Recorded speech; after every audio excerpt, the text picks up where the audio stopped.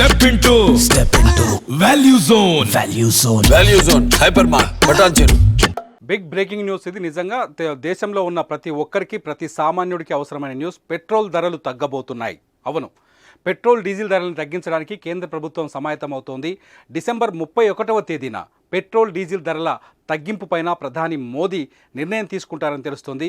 ఇప్పటికే petrol diesel ధరల తగ్గింపుకు సంబంధించిన ఫైల్ను కేంద్ర పెట్రోలియం మంత్రిత్వ శాఖ రెడీ చేసినట్టుగా తెలుస్తుంది. నిజానికి సామాన్యుడి పైన అత్యధిక భారంగా మారింది పెట్రోల్ ధర.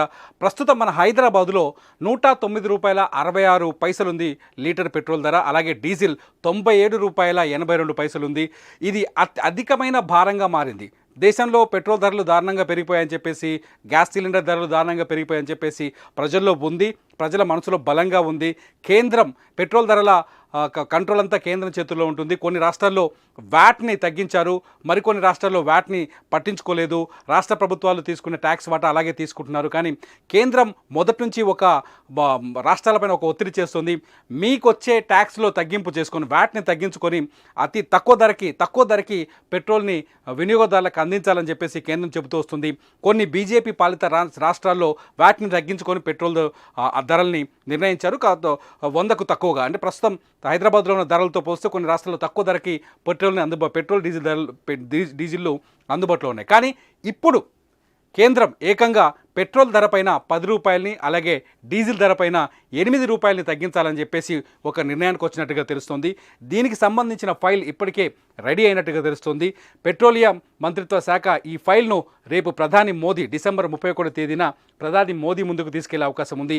మోదీ సిగ్నేచర్ చేస్తే వెంటనే తగ్గిన పెట్రోల్ ధరలను, డీజిల్ ధరలను అమలులోకి తీసుకొచ్చే ఛాన్స్ ఉంది. ఇవంతా చూస్తుంటే కేంద్రం న్యూ ఇయర్ గిఫ్ట్ కింద, కొత్త సంవత్సరం బహుమతి కింద పెట్రోల్ డీజిల్ ధరల తగ్గింపును బహుమతిగా ఇచ్చే అవకాశం కనిపిస్తోంది.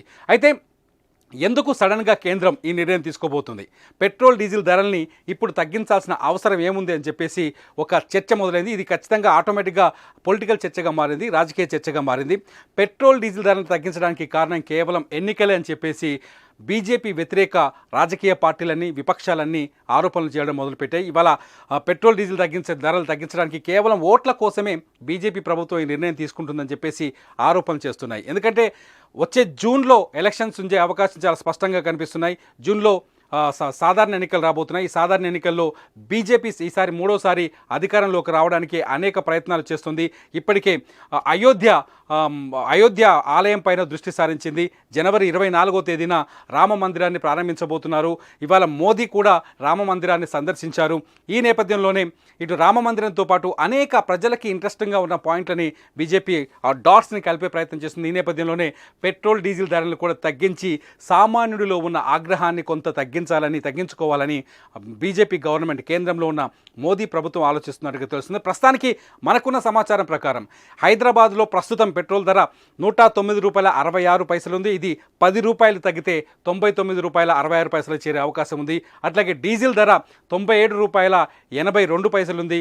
ఇందులో ₹80 తగ్గితే ₹8 తగ్గితే ₹89.82గా మారే అవకాశం కనిపిస్తుంది. మొత్తంగా పెట్రోల్ డీజిల్ ధరలను తగ్గించడానికి కేంద్రం నిర్ణయం తీసుకున్నట్టుగా తెలుస్తుంది.